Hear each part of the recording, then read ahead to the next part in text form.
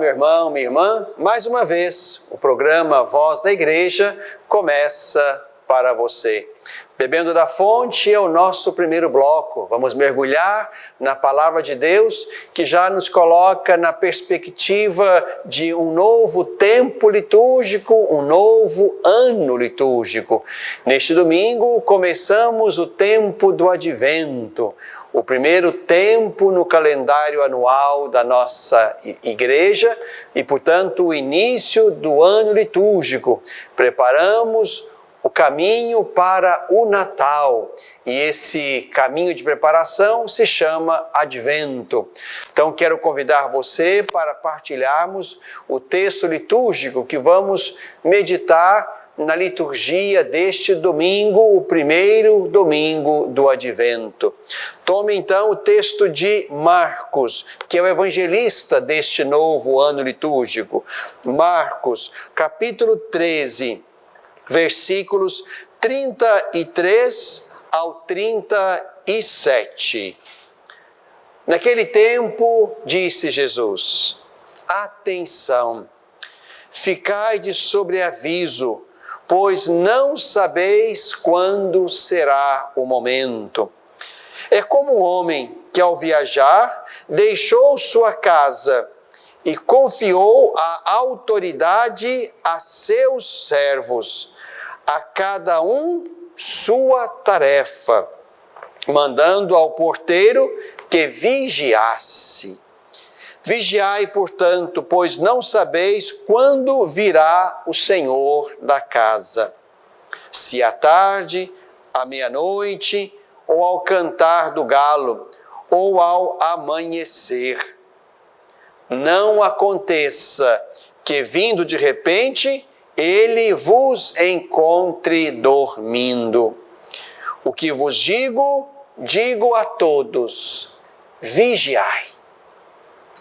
Meu irmão, minha irmã, o tempo do Advento que nos prepara para o Natal é dividido em dois momentos, em duas partes. Nesta primeira parte, vamos meditar a segunda e última vinda de Jesus. E a segunda parte, já mais próxima do Natal, vai nos levar a meditar a primeira vinda. Por isso, nos voltamos lá para os textos que vão nos falar do Messias prometido. Aqui nos colocamos nessa perspectiva da segunda e última volta de Jesus, que foi também o tema do final do ano litúrgico. Se lembram bem, naquelas últimas semanas do ano litúrgico, também os textos ajudaram a gente a pensar na volta de Jesus. E isto está de novo no foco da temática desta primeira parte do Advento.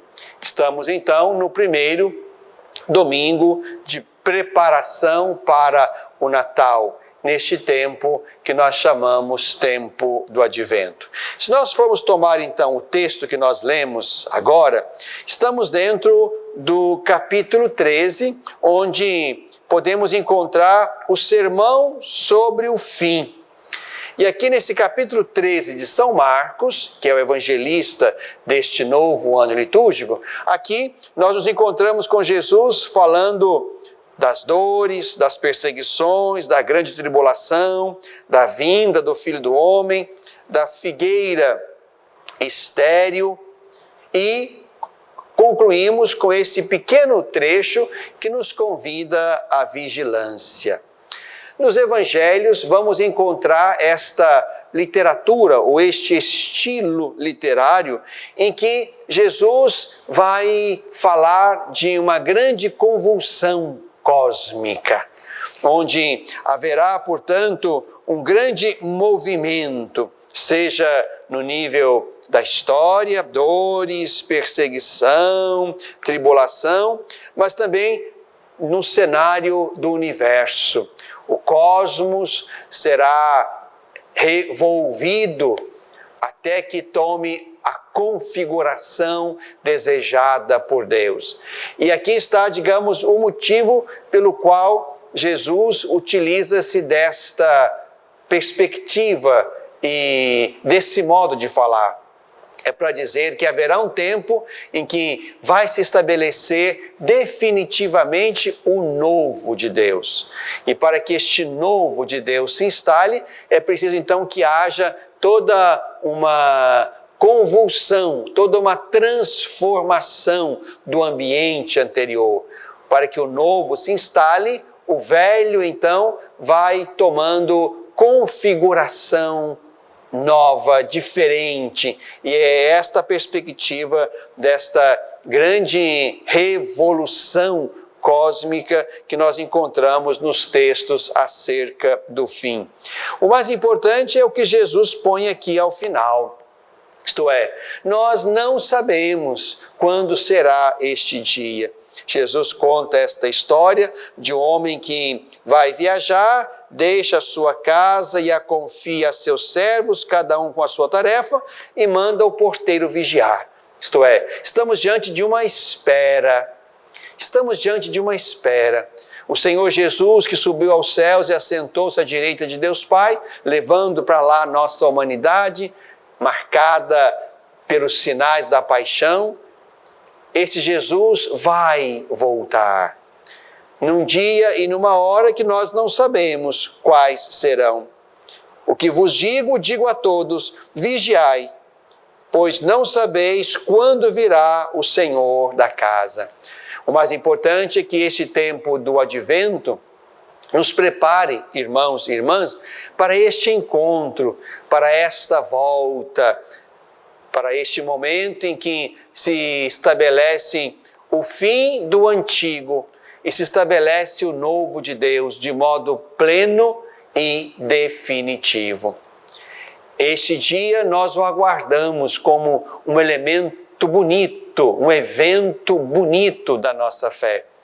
Não se trata de destruição, e se este for o fim a que a humanidade chegar, esse fim não será o fim pensado a partir de Deus, e nós temos condições de destruir o mundo de modo muito breve e muitas vezes.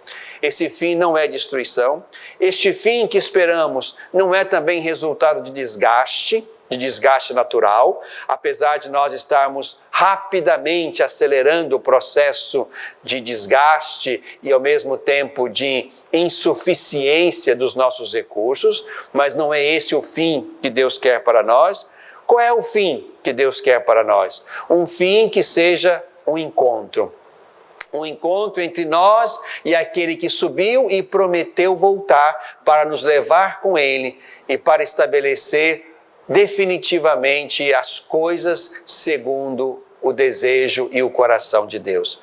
Nós estamos então nesta expectativa alegre, porque como dizia Santo Agostinho, se nós tememos esse dia, então será que amamos de fato? Como tememos aquele que amamos e que vai voltar? Pelo contrário, deveríamos desejar esta volta.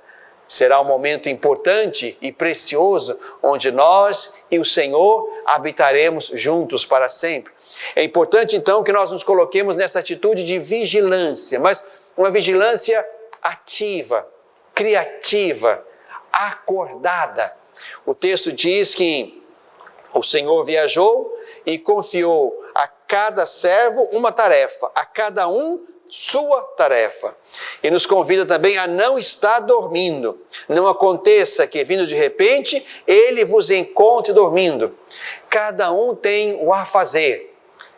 Esse a fazer é resultado da nossa ação criativa, da nossa ação bonita, da nossa ação comprometida com o mundo, estando despertos, sendo filhos da luz, não das trevas, para que a nossa presença fecunda, criativa, atuante, evangélica, cristã neste mundo, vá dando já a este mundo velho as feições novas, mesmo que parciais, do reino e da sua plenitude.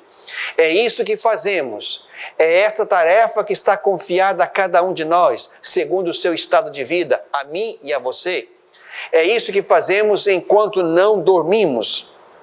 Isto é vigiar. escutando Deus, deixando-nos formar por Jesus, pela sua palavra, tornando-nos nós mesmos, na nossa medida, encarnação desta palavra que é Ele e que acolhemos e guardamos em nós, que permanece em nós, para usar a palavra de São João, é assim que nós vamos, cada um com a sua tarefa própria, cada um desperto, cada um vigiando, é assim que vamos dando ao mundo as condições e, ao mesmo tempo, o movimento que o levará do velho mundo ao novo mundo. Do mundo antigo ao mundo novo. Isso se fará, claro, pela via do testemunho, pela via da conversão pessoal e social, pela via da construção de uma sociedade nova, justa, fraterna, solidária, também pela via da política, e nós colocamos grandes esperanças nos novos políticos que foram escolhidos para o âmbito municipal. Tudo isso são meios e formas de interferir, cada um com a sua tarefa própria, confiada por nós a Deus, é o modo de cada um interferir, para que este mundo no qual habitamos, que é a nossa casa, vá se transformando pouco a pouco numa casa digna de Deus, até que Ele volte e estabeleça o fim da história, o fim do tempo, o fim do mundo velho e habite conosco para sempre no mundo novo, onde Ele e nós estaremos juntos na eternidade. Meu irmão, minha irmã, que o nosso caminho do Advento e a Eucaristia desse final de semana nos predisponha mais uma vez a tomar posse da tarefa que nos foi confiada e agir no mundo de modo a transformar o mundo numa casa onde Deus habite conosco. Bebemos da fonte.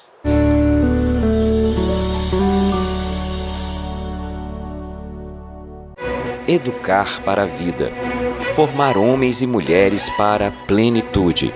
Uma educação católica. Lembro-me bem, quando era criança, da importância de minha família em toda a minha educação. Aprendi que a fé e a razão, o conhecimento, são bases que se complementam para se formar um ser humano íntegro. Valores e virtudes fundamentais para ser quem eu sou e sempre agir com coração e alma para alcançar os objetivos mais altos. Hoje, na formação de meus filhos, compreendo que educar é, sobretudo, uma obra de amor.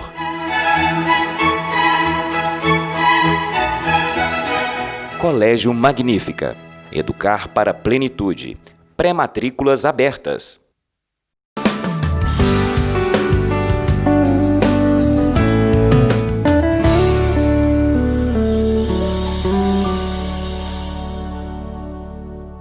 No coração deste tempo, neste tempo estamos no Advento.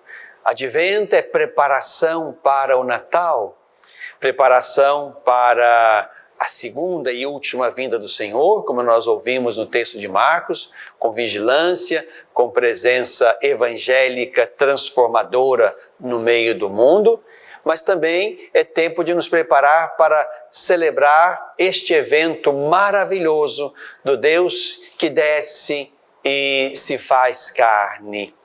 E a segunda parte do Advento vai nos fazer exatamente contemplar este mistério, digamos, continuado. Como lembrava São João Eudes lá no século XVII, os estados e os mistérios de Jesus vão se realizando pouco a pouco na direção da plenitude até que Jesus volte. Então nós vamos também contemplando este mistério da encarnação que continua.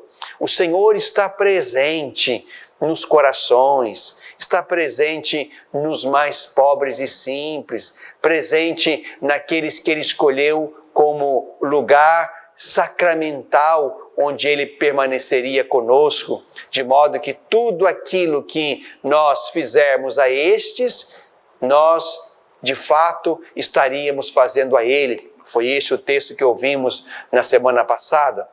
Então, esse mistério da encarnação do Verbo, né, e cada um se torna, como lembra o concílio, em alguma medida habitação do Verbo, expressão do Verbo. Então esse mistério continua e nós vamos celebrá-lo exatamente no Advento, para dizer que nós não fomos abandonados. O Verbo que voltou para a direita do Pai não nos abandonou, não deixou a nossa humanidade desprovida desta presença maravilhosa de Deus. Nós podemos contemplá-lo nas muitas formas e lugares e sacramentos onde o Verbo de Deus continua presente, encarnado na nossa história. Mas estamos então diante desse tempo bonito de expectativa, de vigilância, de conversão do coração, de preparação para o nosso encontro com o Senhor no último dia e para nos encontrarmos com Ele no dia a dia da vida, onde Ele se deixa encontrar. Mas então o Advento vai nos colocar diante de grandes e belos sinais que vão nos ajudar a contemplar o mistério desta presença atual, continuada, até que chegue à consumação, mas também vai nos colocar diante da necessidade de nós contemplarmos este mistério na sua origem. E aqui eu estou pensando no presépio, onde os nossos olhos se põem com beleza, com simplicidade, com ternura, diante daquele mistério que contemplamos ali, na gruta de Belém, onde um jovem casal se põe disponível a Deus, Maria e José, onde homens e mulheres da humanidade ali estão diante daquele menino que é a presença certa, plena de Deus. E isso traz aos seus corações muitas alegrias que eles vão esparramar aos seus, partilhando com eles desta alegria que encontraram ali na manjedoura em Belém. Por isso quero lhes falar brevemente deste elemento bonito do Advento, que é o presépio. Quero dizer-lhes que agora, a partir do primeiro domingo do Advento, seria a hora boa, exata, oportuna de começar a montar o presépio, já que é aqui que nos colocamos nesse dinamismo que nos vai levar ao Natal. Então, se você tem um presépio em casa, é hora agora, começando o Advento, é hora de você começar a montar também o seu presépio. Bom, o comércio já começou a falar de Natal, dos elementos de Natal, daquilo que os personagens do Natal, já começou a falar disso há mais tempo. Mas nós começamos agora. Começado o caminho de preparação para o Natal, é agora que nós também vamos tirar da caixa o nosso presépio, grande ou pequeno, modesto ou sofisticado, para montá-lo, seja na nossa sala, no nosso escritório, na nossa capela, na nossa igreja, na nossa catedral, para que os nossos olhos se voltem para aquele ambiente, digamos assim, ecológico, para dizer que, de fato, Deus tocou a nossa terra, não brincou de estar conosco, não, mas conheceu, pisou, contemplou também as belezas naturais desta terra. Então o presépio nos põe diante de uma, digamos assim, exuberante natureza, como poderíamos imaginar o lugar onde o Senhor Jesus tenha conhecido e tocado a terra, o chão humano, a beleza própria daquela região. Mesmo que fosse na rudeza e até mesmo na frieza da gruta de Belém, ao redor daquele espaço rústico, simples, pobre, havia uma bela natureza que acolhia o Salvador que a fizera. Então, quero convidar você a começar a montar o seu presépio. Mesmo que paulatinamente vão colocando os personagens, é bom que isto comece agora. para que também vá criando em nós um sentimento diferente, vá criando em nós uma espiritualidade diferente, vá criando em nós um olhar diferenciado sobre o mistério de Cristo. Então, pode começar a montar na sua casa o seu presépio, quem sabe agora montando o cenário natural, onde o Filho de Deus, o Verbo de Deus vai nascer e você vai colocar lá na hora oportuna também a pequena imagem do menino Jesus. E assim, ao longo do caminho, vá montando o seu presépio, colocando os personagens, os pastores, aqueles que sabiam usufruir e cuidar daquelas terras, os animais, as ovelhas que estavam ali aos cuidados desses pastores, depois mais tarde os magos que vieram do Oriente, como também personagens humanos cuja saudade, cuja vontade de conhecer Deus, de chegar a Deus, os levou também a Belém e ali contemplaram Deus presente naquela criança. E assim vamos enriquecendo pouco a pouco o nosso presépio, até que lá, na noite santa de Natal, possamos colocar o nosso menino Jesus, que vai encontrar o aconchego de um pai e de uma mãe, que em nome da humanidade o acolhe e cuida dele. É assim que quero convidar você, meu irmão, minha irmã, a se preparar para o Natal deste ano, depois de um tempo difícil, de um tempo, digamos assim, bastante desafiador para nós, mas não podemos nos esquecer de que Deus não nos abandonou. Deus não deixou de estar conosco. Deus não saiu da nossa história. Deus não abandonou a nossa carne, mas permaneceu conosco, permanece conosco, e é isso que nós celebramos e contemplamos todos os anos no caminho do Natal. Seja na liturgia, que nos faz celebrar esse mistério, mas também no presépio, que nos faz contemplar esse mistério que nós celebramos com fé no coração e no caminho na direção do Senhor que vai voltar. Por isso, este é um elemento importante. Associe também a este elemento bonito que é o presépio, outros que ao longo dos próximos programas quero trazer para você, mas quero sinalizar agora. Um outro elemento bonito, importante, que não deveria faltar é a novena de Natal. Mesmo que com um formato diferente, talvez só com os seus aí na sua casa, se o tempo se estabiliza e a pandemia também vai tomando configuração nova, no sentido de diminuir os números de infecção e de morte, e aí vai se criando um cenário favorável, vá se alargando na direção de outras famílias, as mais próximas aí da sua rua, do seu prédio, do seu quarteirão, da sua convivência, para que essas outras famílias se associem a você para a novena de Natal. Não deixem de viver a novena de Natal do modo como ela for possível, até do modo virtual, por que não?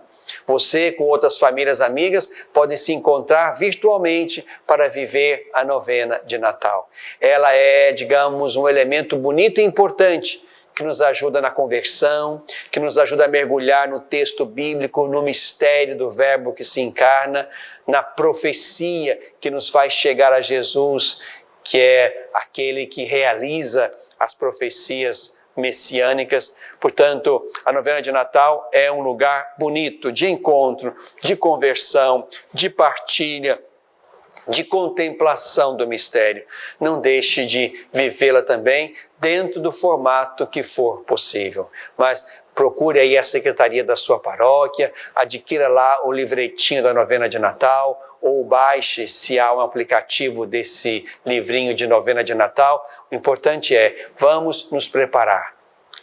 A novena de Natal também é uma forma de expressar a nossa vigilância diante do Senhor Jesus, que vai voltar.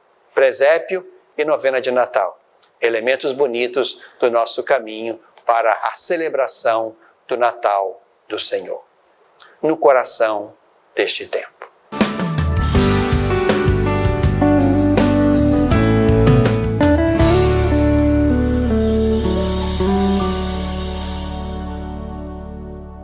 superar uma tempestade em sua vida familiar é encontrar um lar provisório. Uma família que a acolha por um tempo, enquanto sua própria família se reestrutura para recebê-la de novo. Essa é a proposta do Serviço Família Acolhedora: transformar as dificuldades de hoje em possibilidades de futuro. Serviço Família Acolhedora. A tempestade passa, a vida continua. Participe e faça a diferença.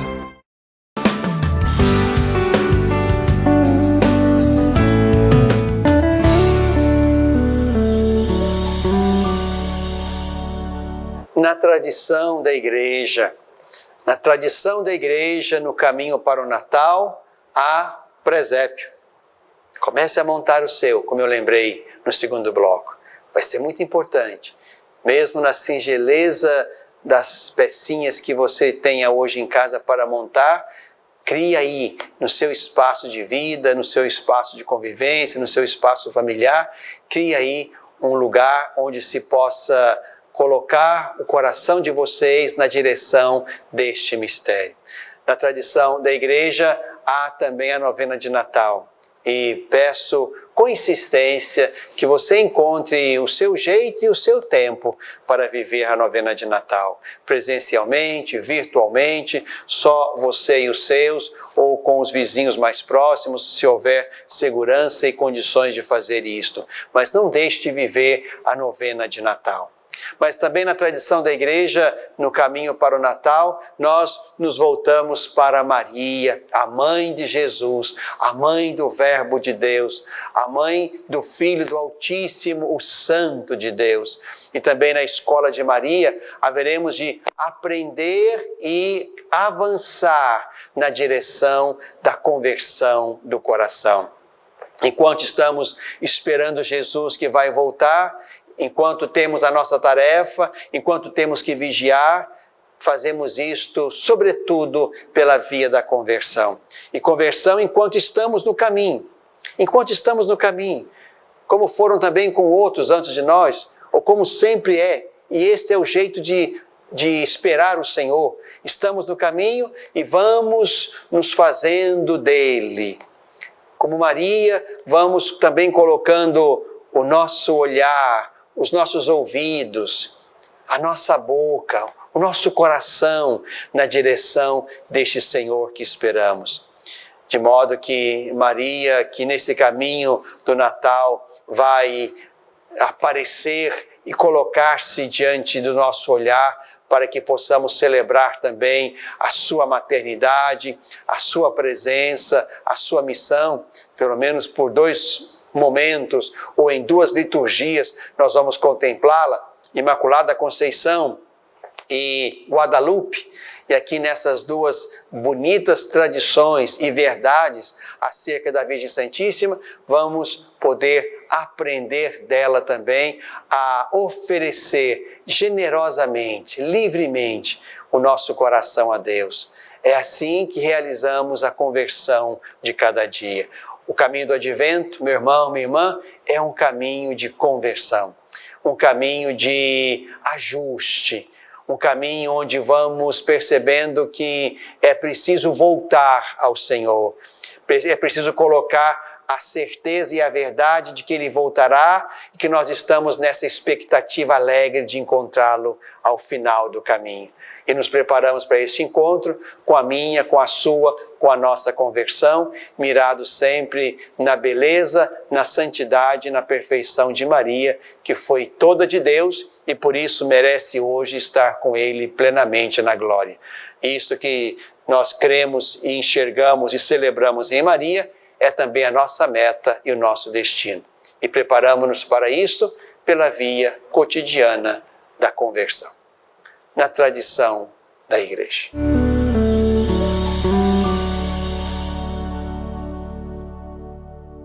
Educar para a vida. Formar homens e mulheres para a plenitude. Uma educação católica. Lembro-me bem, quando era criança, da importância de minha família em toda a minha educação. Aprendi que a fé e a razão, o conhecimento, são bases que se complementam para se formar um ser humano íntegro. valores e virtudes fundamentais para ser quem eu sou e sempre agir com coração e alma para alcançar os objetivos mais altos.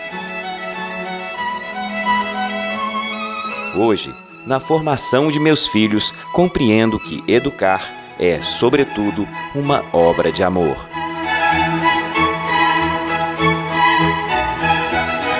Colégio Magnífica. Educar para a plenitude. Pré-matrículas abertas.